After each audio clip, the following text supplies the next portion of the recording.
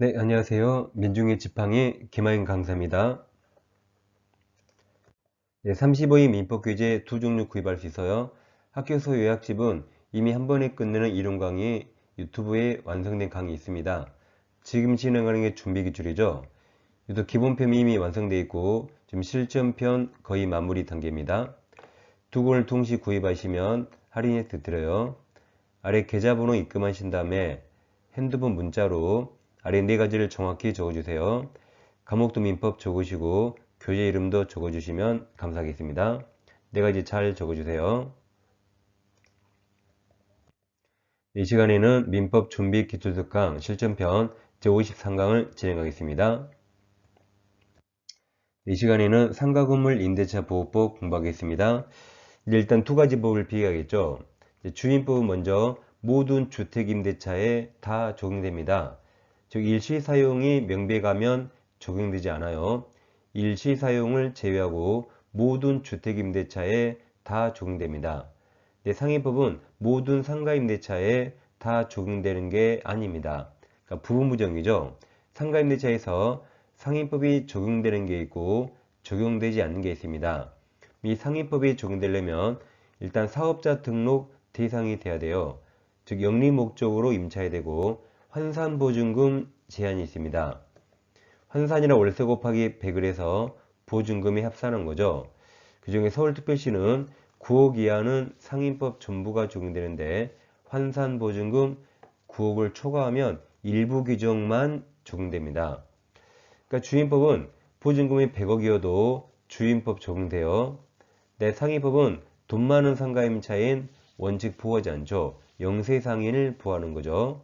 여기서 9억 초과했을 때 일부 규정이 적용되죠. 이걸 꼭 외우셔야 되고 이게 상인법에서 시험에 가장 많이 나옵니다.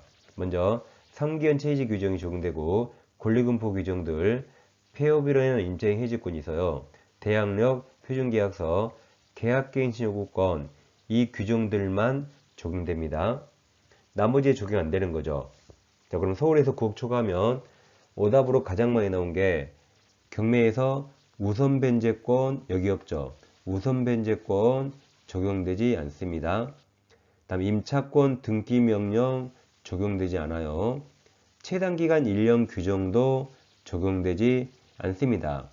여기 없는 것 다 적용 안 됩니다. 그래서 이들을 꼭 외우셔야 되는데 이 초과에 초를 넣어서 외워요. 그럼 회사의 초상권이 있어요. 회사의 초상권 엄청 중요하죠.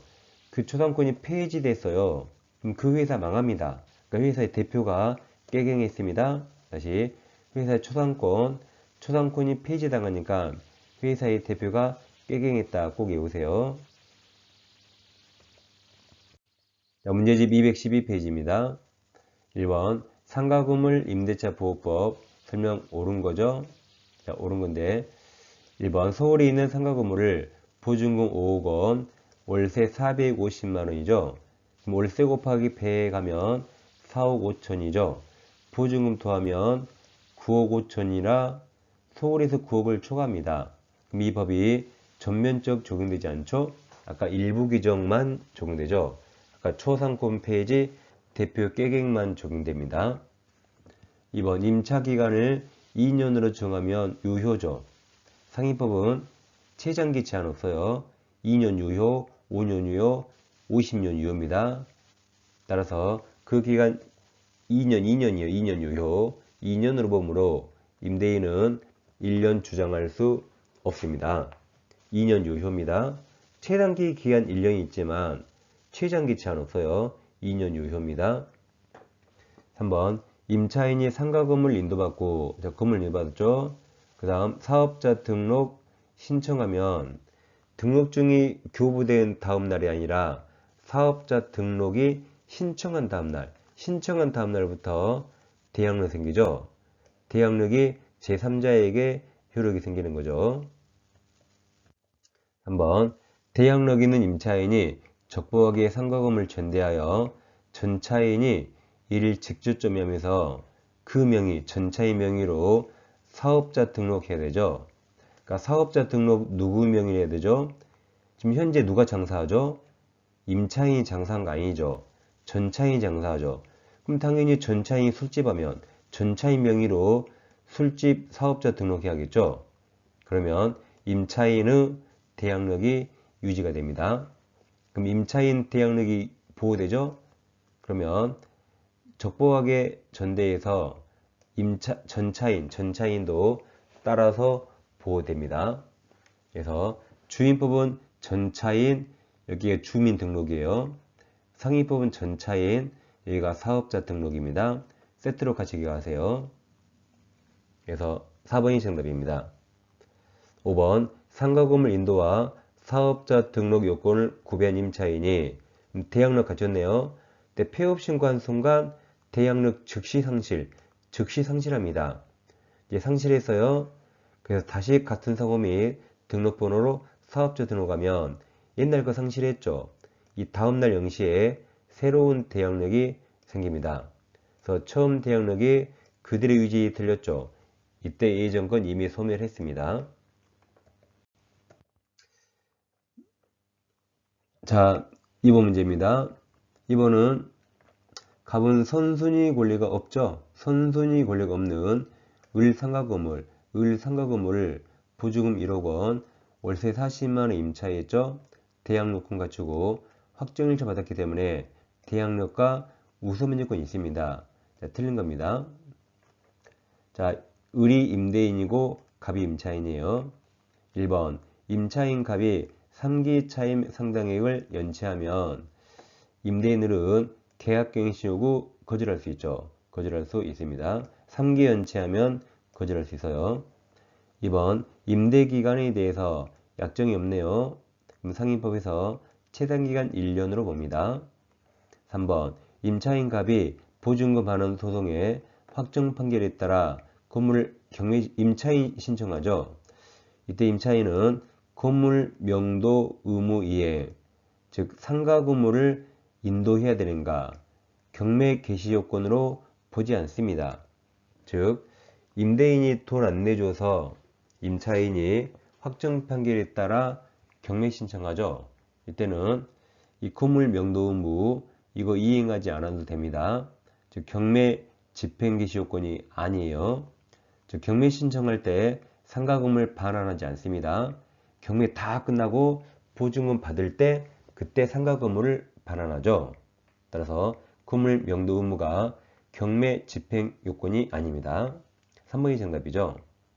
4번 임차인 갑이 X건물 환가대금에서 보증금을 우선 변제받기 위해서는 대항 요건이 배당 요구 종기까지 계속돼야 돼요. 경매에서는 배당 요구 종기까지 대항 요건이 존속해야 됩니다. 5번 보증금이 전액 변제되지 않는 한 X건물이든 경매가 실시되어 매각되더라도 갑의 임차권은 존속하죠. 문제에서 선순위 저당권이 없다 그랬죠. 그러니까 경매에서도 대항력이 있기 때문에 갑의 임차권은 경매가 나와도 대항력이 있죠. 소멸하지 않고 존속하게 됩니다. 한번 상인법상 임차인이 그가 주선한 신규 임차인이 되는 자로부터 권리금 지급받는 걸 방해한 임대인에게 손해배상 청구할 권리는 일단 계산점도 중요합니다. 어차피 임대차가 끝나야 권리금 받으니까 임대차가 종료한 날입니다. 방해에 있는 날이 아니라 종료한 날. 그리고 3년이죠. 상위법은 숫자가 3자가 제일 많아요. 3년 이내에 행사하지 않으면 시효완성으로 소멸한다. 소멸시효 3년입니다. 계산점은 임대차가 끝난 날이에요. 근데 상위법은 숫자를 잘 모르면 3자에 찍으세요. 3자가 제일 많습니다. 4번 상인법자 옳은 거죠. 1번 임차인이 대항력을 갖추기 위해서 확정일자 틀렸죠. 확정일자는 우선 변제에만 필요합니다. 2번 사업자 등록 대상이 되지 않는 건물은 이 법 적용되지 않죠. 이게 정답이죠. 상위법은 사업자 등록 대상이 돼야 됩니다. 3번은 2년은 다 주인법이죠. 상위법은 다 1년입니다. 그래서 기간을 정하지 않거나 1년 미만으로 정한 임대차는 1년으로 보게 됩니다. 4번은 3기죠. 3기 연체해야 해지할 수 있고 전대차도 마찬가지입니다. 5번 권리금 회수 방해로 인한 임차인은 임대인에 대한 손해배상 청구권은 3년 맞았지만 소멸시효 3년이었죠? 앞에가 틀렸죠? 방해가 있는 날이 아니라 아까 임대차가 종료한 날. 어차피 임대차가 끝나야 권리금 받으니까 종료한 날부터 3년 이내에 행사하지 않으면 시효 완성으로 소멸하죠. 소멸시효 3년. 기산점이 임대차가 종료한 날입니다.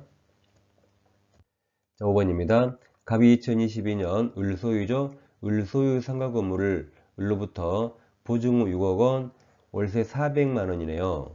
그럼 상인법은 환산해야겠죠.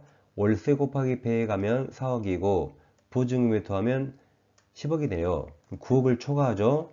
그럼 여기 여백처럼 9억을 초과하면 초상권 폐지 대표 깨객만 적용됩니다. 그 다음 임차에서 상인법상 대항력을 갖추고 영업하고 있다. 틀린 겁니까? 자, 그럼 서울에서 9억을 초과하죠. 그 틀린 거 나오면 항상 우선 변제권입니다. 우선 변제 행사할 수 있다.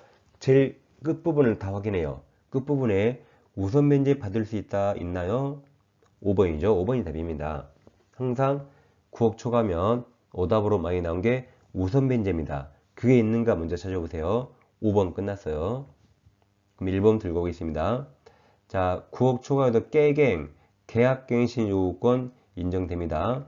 이건 최초 임대차 포함해서 10년간 인정되어 10년 초과하지 않는 범위에서 행사할 수 있습니다. 2번, 최단기간 1년 적용 안 되죠. 9억 초과하면 초상권 폐지 대표 깨갱만 적용되죠. 최단기간 1년 적용 안 되니까 기간을 6개월로 정하면 6개월 유효입니다. 따라서 임대인도 그 기간 6개월이 유효함을 주장할 수 있습니다. 그러니까 최단기간 1년 보장 안 돼요. 그럼 6개월 정하면 6개월 유효니까 임대인 을이든 임차인 갑이든 다 6개월 유효 주장할 수 있습니다. 3번, 갑의 계약 갱신 요구에 따라 갱신되는 임대차는 전 임대차와 동일한 조건으로 다시 계약된 것으로 보게 됩니다.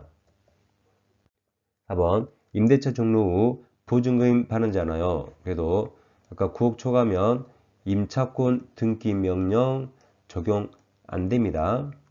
5번, 경매에서 우선 변제권 없어요. 이게 정답이죠. 9억 초과면 초상권 폐지 대표 깨갱만 적용되죠. 경매에서 우선 변제권 없다. 이게 정답이죠. 다음 임차권 등기 명령 없다. 4번. 최단기간 1년 보장 안 되니까 6개월 약정 유효입니다. 정답은 5번입니다. 오늘 공부하신 내용을 상세히 공부하시려면 왼쪽 영상 클릭하시면 기본편 53강에서 아주 상세히 공부할 수 있습니다. 다음 오른쪽 영상 클릭하시면 합격서 강의, 유학책 강의 전 과정을 공부할 수 있습니다. 저는 다음 시간에 뵙겠습니다. 감사합니다.